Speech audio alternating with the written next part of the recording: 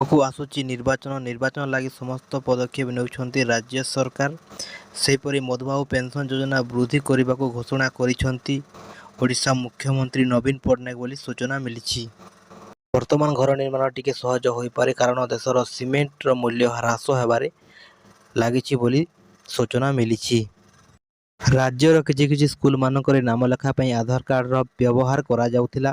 ନାମଲେଖା ସମୟରେ ଆଧାର କାର୍ଡ ବାଧ୍ୟତାମୂଳକ ବୋଲି କିଛି ପ୍ରଧାନ ଶିକ୍ଷକ ମଧ୍ୟ କହୁଥିଲେ। ଏହି ପ୍ରସଙ୍ଗ ଦୃଷ୍ଟିକୁ ଆସିବା ପରେ ରାଜ୍ୟ ସରକାର ବିଦ୍ୟାଳୟ ଓ ଗଣଶିକ୍ଷା ବିଭାଗକୁ ପଦକ୍ଷେପ ଗ୍ରହଣ କରାଯାଇଛି। ଏନେଇ ସବୁ ପ୍ରଧାନ ଶିକ୍ଷକଙ୍କୁ ଅବଗତ କରାଯାଇଛି ଯେ ଆଧାର କାର୍ଡ ବାଧ୍ୟତାମୂଳକ ନୁହେଁ ନାମଲେଖା ପାଇଁ।